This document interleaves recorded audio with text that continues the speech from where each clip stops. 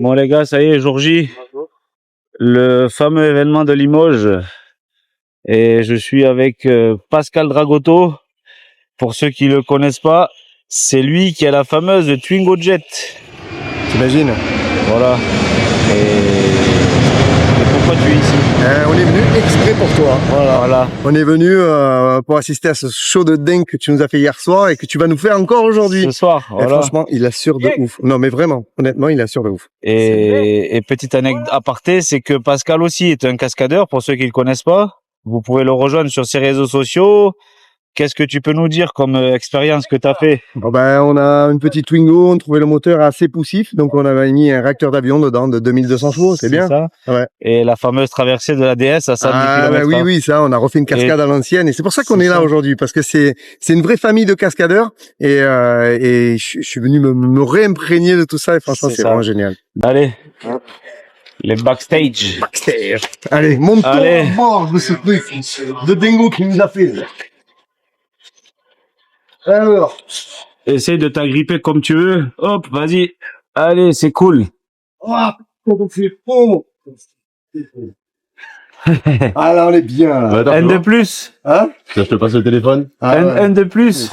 Dans le Big Red. Ah ben ouais. Le fameux Big Red légendaire. Ça va, Eva, vous vous sentez petit quand même. C'est vrai, hein, t'as vu ça? Et quand t'es là, écoute-moi. On nous prend de haut un peu là. On nous prend de haut un peu. C'est ça. Dehors, là, tu vois, carrément. L'arbre de transmission. Les gars, on est à bord du Big Red là. Et regardez, ce qui est le plus impressionnant aussi à bord, moi je trouve, hein. Je sais pas ce que t'en penses. C'est les signatures. Regardez qui a signé.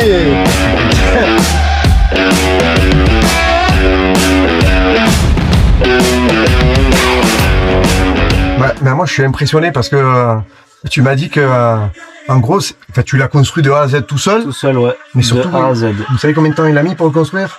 2 mois et demi. 2 mois et demi, il a fait ça. 2 mois et demi. Et j'étais pas doué en soudure, en mécanique très peu. J'y connaissais pas grand chose et avec la volonté et l'envie, j'ai réussi à créer le Big Red, le fameux Big Red légendaire. Et ben, non seulement il est légendaire, mais je trouve qu'il est super bien fait. On a regardé un petit peu la manière dont il a été fait. Ouais. Et je trouve que pour une première, moi je me languis que t'en fasses 2 autres encore. C'est ça. C'est prévu. Ah ouais, non, c'est prévu. La famille Big Red va s'agrandir, je pense. Ouais, je pense bien, ouais. Ah, c'est géant. En tout cas, là, t'es bien, là. Mais par contre, ouais, il faut vraiment. Ouais, le gabarit, c'est combien de mètres au total, en gros? Alors, on est à 3,10 mètres d'eau. Ouais, c'est ce que j'allais dire. Exactement. 3,50 m de largeur. 3,50 m de largeur. 3,50 m de largeur. Mon portail, t'imagines? Les pneus font 1,02 m, je crois, exactement, de large. Ah ouais. Ça fait quoi? Chaque pneu, dépasse un petit peu. Donc, quand tu montes sur les bagnoles, faut être intérêt quand même. C'est comme si tu descendais un trottoir avec une Twingo. Forcément, ouais. C'est ça. Ah, mais en tout cas, c'est géant. C'est un sacré engin. Ouais. Ah ouais, non, mais c'est. Moi, je l'ai découvert à la foire-boiserie. Là, regarde. La première fois que je l'ai vu, regarde où j'étais. Ouais, t'imagines, c'était Verdun. J'étais sur un char. Et il était à la droite, il roulait. J'ai dit, mais non, j'étais à... Le fameux Big Red à la foire-boiserie. Ah, c'était incroyable. C'était incroyable. C'était dingue, ouais. Donc là, c'est pour ça qu'on est venu voir, on est venu s'imprégner en fait de ce que je te disais tout à l'heure, de votre famille de cascadeurs. Et c'est ça qui me plaît, moi. Parce que là, c'est du vrai. Il n'y a pas de tricherie. T'es devant du public, tu peux pas tricher. C'est du direct. C'est du direct. Quand il y a une couille, eh ben tout le monde le voit. Et ça fait partie des trucs. Du show. Bon, vous essayez de pallier au problème. C'est un métier que j'aime. Hein. C'est un métier qu'on aime. C'est le plus beau métier du monde. C'est pour nous, oui. C'est ça. Tu peux pas savoir parce que tu sais pas. Et toi. surpasser nos limites, c'est ça, quoi. C'est le métier de cascadeur. Aller toujours plus fort, toujours plus vite. Ouais, toujours réaliser des trucs. Et en gardant toujours un peu cette marge de sécurité, je vois qu'au niveau de largeur, très important. Ouais. Et voilà, la sécurité pour moi c'est vraiment important. Et j'ai vu ce que vous faisiez, c'est un point à aborder, la sécurité. C'est au jour d'aujourd'hui, c'est très important. Il y en a qui les réalisent pas. Eh oui. Et tout le monde, tout le monde est mis dans le même panier après. Tout le monde subit de ses conséquences, alors que nous, c'est un métier qu'on réalise. Moi, je suis né dans ce métier. Toi, Pascal, t'as beaucoup d'années d'expérience. Donc, c'est pour ça qu'il faut pas mettre tout le monde dans le même panier. Non. Bah là, je vois, regarde, tu arrives avant, tu vois là. tu vois, il est en train d'arroser la piste depuis je sais pas combien de temps là. Et il arrose, et tout ça c'est pour la poussière, pour les spectateurs, pour les spectateurs, pour qu'ils soient dans de bonnes conditions, en sécurité. On a des largeurs suffisantes. Voilà. On a tout ce qu'il faut, quoi. Regarde au fond, là, si t'arrives à zoomer. Qui balaye un parking? Qui balaye Sylvain Masson. Sylvain Masson, il est en train de balayer sa piste, en fait. Et ouais, parce que lui aussi, c'est important pour lui. C'est un métier hyper dangereux. Donc, moi, je dis un gros respect aux freestylers. Franchement, chaque saut, c'est une remise en question. C'est une vie qui peut être enlevée à une fraction de seconde. Et puis lui aussi, il s'est blessé quelques fois, donc c'est ça. Et d'ailleurs, il faudrait qu'on y revienne sur ce point ensemble, sur ces fameuses blessures. Ouais, c'est vrai. Ce qu'il nous a expliqué tout à l'heure, c'est impressionnant. Je ne saurais même pas vous en dire. Non, mais c'est long. Tu te rappelles, quand il a fini la première partie, tu te rappelles pas du début. Et après, il dit non, mais ça, c'est que cette fois-là. Ah, d'accord, ok.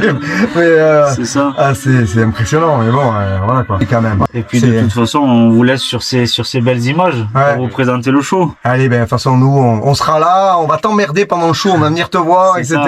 Pour faire participer. Ah ouais, on était déjà là hier, c'était excellent. Allez, on y va. On y go. On va voir.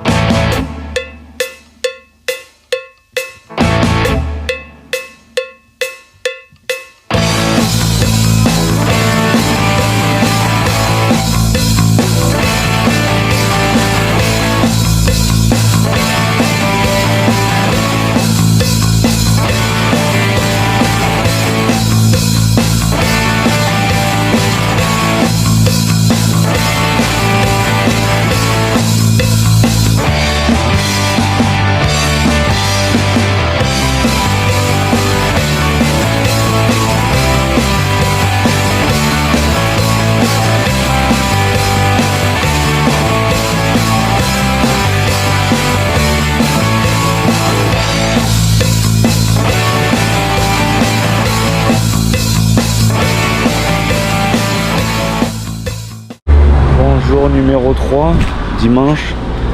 On en profite pour aller visiter le village de Oradour-sur-Glane avec mon ami Sylvain Masson.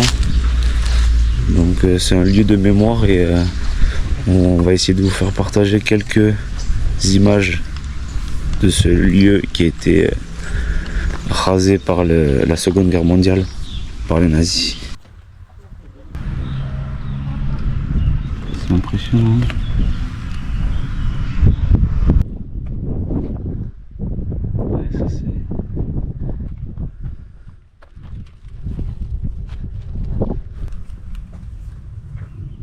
Regardez, on peut retrouver encore des accessoires, hein. Des marmites, des louches. Là-bas, on peut voir un pédalier au fond, je sais pas si vous le voyez ici, là-bas. Marmite en fonte.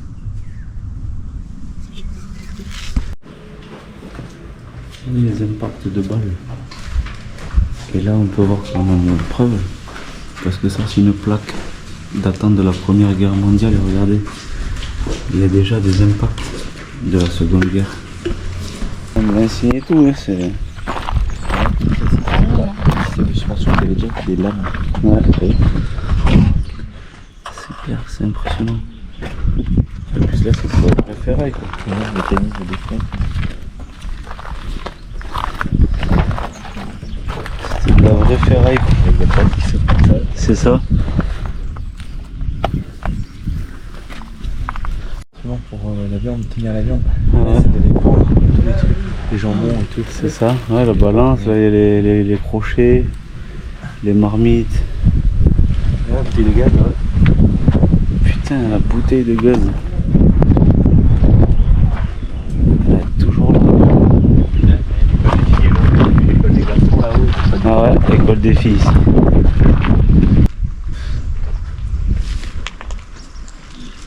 Les huiles Renault, l'huile Energold. Là, ça doit être c'était le garage du village.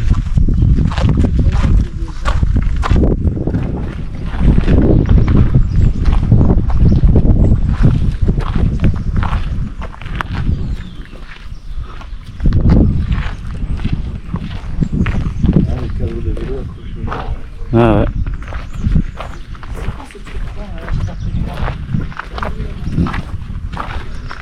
Tout ce qui est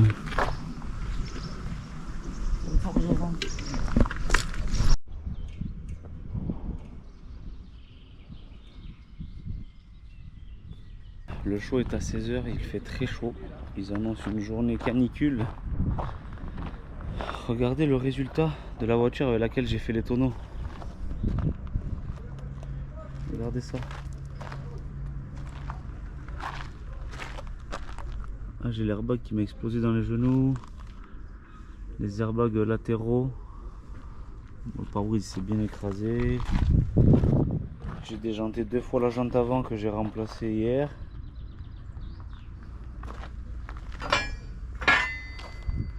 Le bocal de liquide de refroidissement. Il n'y a plus rien. Ah, elle a pris cher. Regardez, avec la détonation de l'airbag, ça m'a enlevé le panneau de porte. Impressionnant.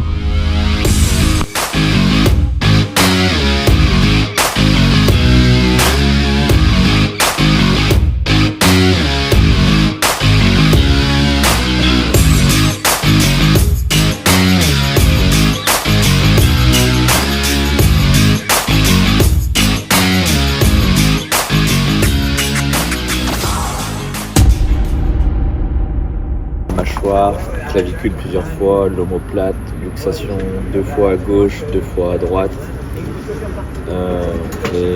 Les 2 poignets, doigts, pouces, plusieurs fois les doigts.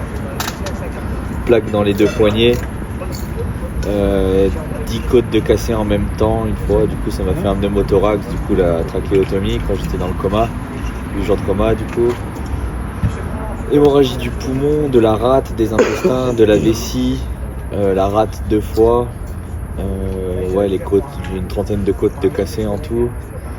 Ensuite ligament croisé 2 fois, je dois me faire opérer dès que je peux. Tibia péroné, les chevilles plusieurs fois, je pourrais même plus te dire combien de fois. Le pied, j'ai cassé 25 os dans le pied en une fois, avec le tibia péroné, j'ai eu 10 opérations pour me réparer la jambe. En tout, je totalise 30 opérations et je sais pas, entre 60 et 80 fractures. Et là, actuellement, j'ai 32 vis et 7 plaques dans le corps. Voilà, je te fais vite les choses. Avec le pied qui passe en même temps, tu vois, ça fait... Oh c'est impressionnant. Ils ont entendu, ils se sont dit, il faut qu'on aille. Ouais, c'est à peu près... Ouais, en tout cas, c'est je pense que impressionnant. j'étais à peu près tout dit là. Ouais, mais bon, t'arrives à faire un show de dingo quand même. Mais Hein. je vais super bien. Et Oui, puis, non, bah oui, bah, forcément, la tu vas médecine bien, ouais. fait ça. des miracles et puis une bonne hygiène de vie, j'essaye au mieux et puis un peu de sport de temps en temps et puis ça le fait. Bon, C'est le Moi je dis mental qui respect, tient. respect à toi. Hein. Ouais, mais respect, ouais, ça c'est C'est la cool. passion. Les freestylers, gros respect à eux. Ouais, bah un freestyler, c'est quand Parce qu'ils même... risquent leur vie. Hein. Ah ben, t'imagines la Ils hauteur à risquent laquelle leur il vie était. pour faire quoi? Pour nous en mettre plein les yeux. Exactement. Donc, impressionnant. Chapeau bas, monsieur.